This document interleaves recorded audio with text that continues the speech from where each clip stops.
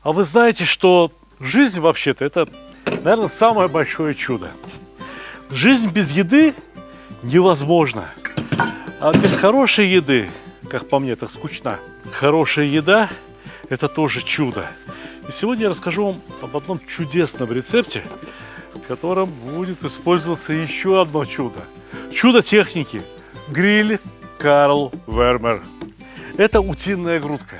Замечательный, очень недооцененный продукт, который продается практически везде. Вот для того, чтобы получить из этой утиной грудки шедевр, ну такого вот прямо звездного уровня, надо взять вот так вот нож. Я прорезаю только жир, я не режу мясо, делаю вот такие надсечки.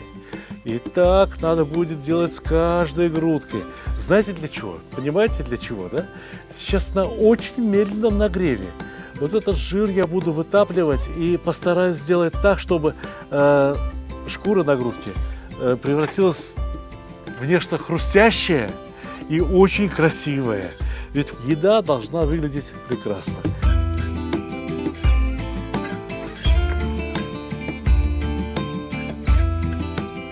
Чем чаще нарежете, тем вкуснее получится. Понимаете, жира больше вытопится, и этот жир не пропадет даром.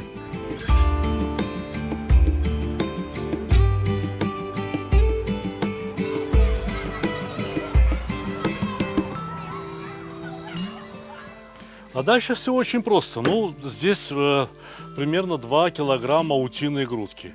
Куски крупные, 2 чайные ложки соли, поэтому хватит. Если бы куски были мельчики, то, может быть, понадобилось бы 2,5. А еще необходимо поперчить. Но это еще не все. Самая удивительная часть этого маринада, извините меня, значит, кому это помешает, я использую вот эту жидкость исключительно в кулинарных целях, ни в каких других. Это хороший коньяк. Хороший коньяк. И можно, в принципе, взять еще и когор. Если у кого-то есть дома когор. Но вот брать плохой коньяк, ну такой вот, типа вот попробовали, не понравился, ладно, я его потом на что-нибудь пущу, на маринад какой-нибудь. Вы придадите вкус плохого коньяка и вот этой хорошей утки тоже. Сейчас вот это все надо тщательно перемешать, чтобы мякоть тоже просолилась, чтобы все искупалось в коньяке и чтобы утка напиталась коньяком. А у нас с вами есть пока что другая задача. Что будет дальше, знает практически каждый, кто хотя бы один раз в жизни листал мою книгу «Мангал». Утка и ананас – это идеальное сочетание. Но сегодня вышел смешной случай. Нет ананасов ни в «Магните», ни в «Пятерочке», ни в одной овощной лавке. Зато есть замечательные груши. Знаете, какие вкусные эти груши? Я обрезаю с них вот эти вот попки и каждую грушу ровно напополам.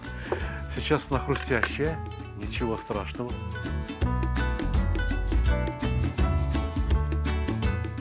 Вот это, ребята, кокосовое молоко. Значит, ну не надо только меня спрашивать, где нам, бедным, купить кокосовое молоко. Я нахожусь в районном центре, Республика Татарстан. Зашел просто в сельпо, да, и купил кокосовое молоко.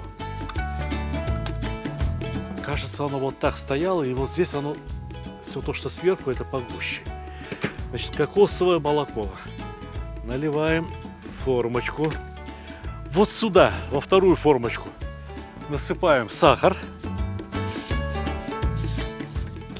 Если у вас будет еще и бадьян, и гвоздика, размелите их мелко. А у меня не было, вот ничего страшного. Значит, есть корица, и этого достаточно. И есть черный перец. И теперь немного корицы. И теперь все это немножко перемешать. Смотрите, что я буду делать дальше. Я обмакиваю грушу. Так. И так в кокосовое молоко. И обмакиваю в корицу и сахар. И вот в таком виде прямо и пойдет на гриль. И так далее. Все следующие тоже.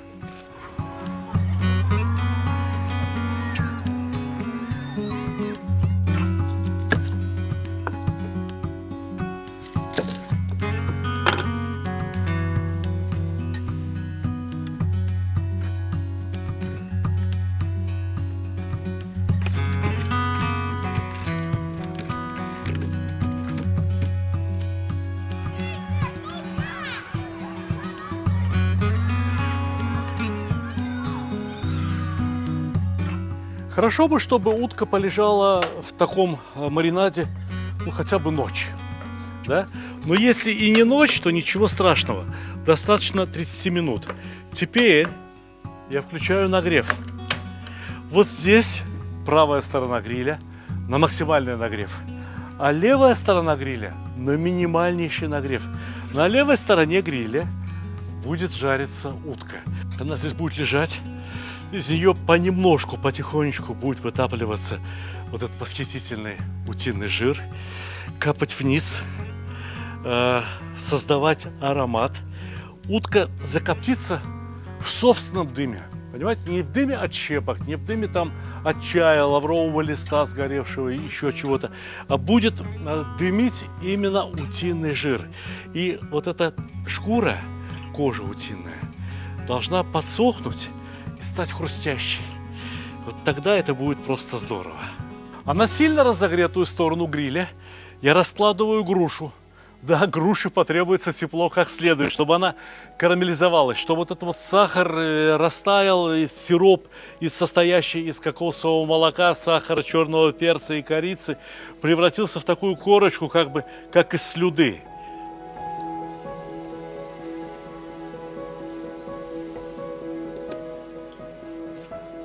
Остатками кокосового молока и вот этой смеси специй можно смазывать те части груши, на которых специй и кокоса не очень много. Вот так вот, чтобы все получилось равномерно. Руки так и тянутся, чтобы прикрыть крышку гриля Карл Вермер. Но сейчас этого делать не надо. Все происходит как нельзя лучше.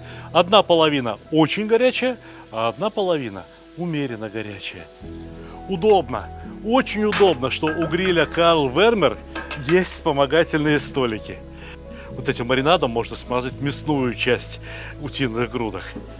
Ни в коем случае не шкуру. Нет, на шкуре уже все в порядке. Кстати, обратили внимание, что маринада осталось довольно немного.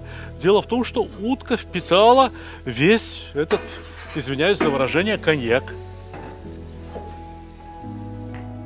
Обратите внимание, что утиные грудки поджались. Понимаете, вот они сжимаются, ужимаются. И давайте посмотрим, что тут происходит. А вот, уже очень скоро кожица приобретет тот самый колер, который мне хочется получить в итоге. Но сама грудка при этом еще очень мягкая. Видите, значит, абсолютно сырая, понятно. Прекрасно. Переворачиваем груши. Груши здесь вот с этой стороны уже подсохли, а хорошо, у нас есть еще кокосовое молоко, разведенное со специями. Мы смажем еще разочек. Многие оценивают гриль, что вот по силе, как он жарит.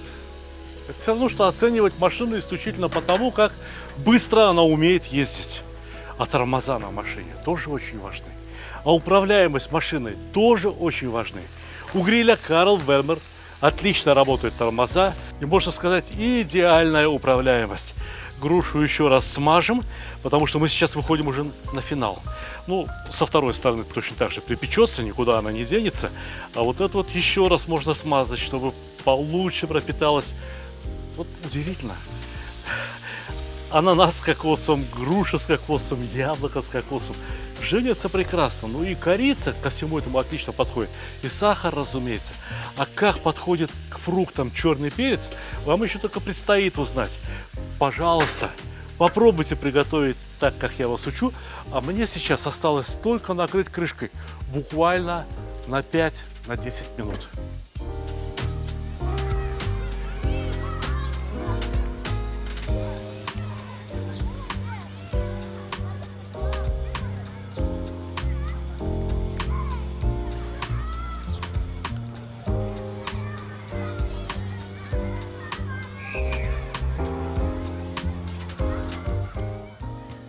Я хочу, чтобы вы обратили внимание еще раз, что грудки прямо на глазах уменьшаются в размерах, но это не просто уменьшение в размерах, они подтягиваются, становятся похожими на такие пирожочки. И самое важное, что у них получается очень-очень красивый цвет. Уже ровно такой, как надо. Вот теперь, после 15, может быть даже 20 минут пребывания стороной шкуры на гриле, мы переворачиваем на сторону мяса. 5 минут, и наши грудки будут готовы. Обратите внимание, что цвет у них уже ровно такой, как надо. И вот-вот захрустит.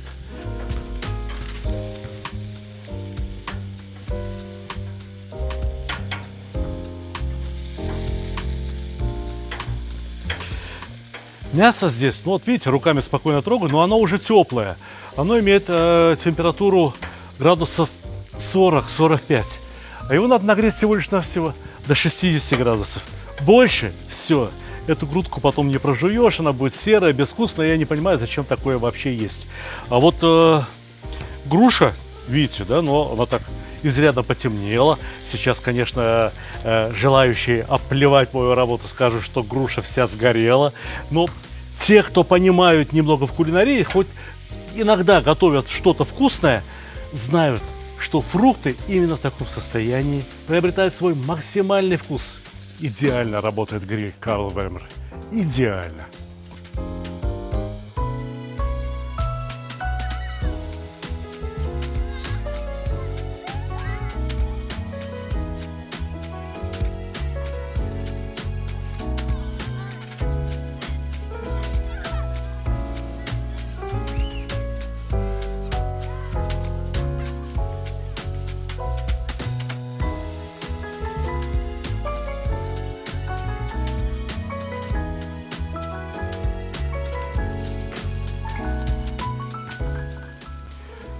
Ну вот пролежала так вот мясной стороной буквально 5 минут и потрогайте. Видите, уже стало упругое. Это все. Это значит, что все готово. Но начну я снимать, пожалуй, что с груши, с фруктов. Да? У меня есть большое блюдо. И этими грушами обложим его со всех сторон. Блюдо подогретое. Натуральная, абсолютно зеленая энергия подогрела блюдо. Солнышко, на солнышке стояло блюдо и подогрето. И так и надо, потому что это такая еда, которую съесть сразу как-то вот мгновенно, ну, немножко неправильно. Такой едой надо наслаждаться, отрезать по тоненькому кусочку и не спеша, потягивая что-нибудь прохладненькое, например, безалкогольный коктейль, а не то, что вы подумали. Наслаждаться теми радостями, которые дарит гриль Вермер.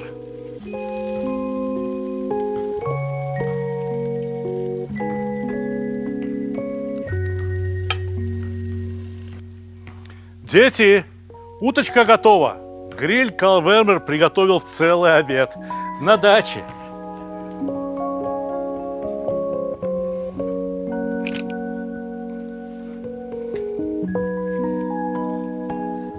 Смотри, как они сталик умеют. Уточка внутри должна быть розовая. Видишь, какая сочная. Руки мыл? Да. Хорошо, отлично. Давай. А это вот груша на закуску. Что первое хочешь попробовать? Уточку или грушу? Грушу. Попробуй. Мне интересно. Машенька пришла. Маша, иди сюда. Машенька. Ну-ка. Бери прям пальчиками, ничего, разрешается. У дяди Сталика можно брать прям пальчиками. Все, еда у дяди Сталика такая вкусная, что ее прям пальчиками можно брать и кушать. Угу. Наша съемочная группа находится в гостях вот у этой семьи, близ Казани. Надежда, Егор, Машенька, две девочки стесняются. Машенька, бери еще. Отрезать еще? А? Тогда вот этот.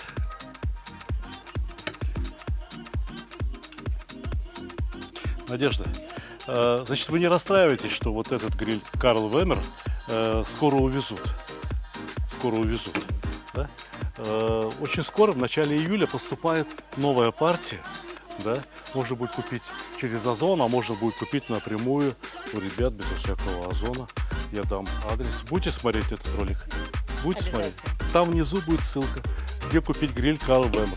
Более чем доступный по цене, идеальный по качеству и по своим способностям. Все, за ваше здоровье. Приятного аппетита. Пока. Пока.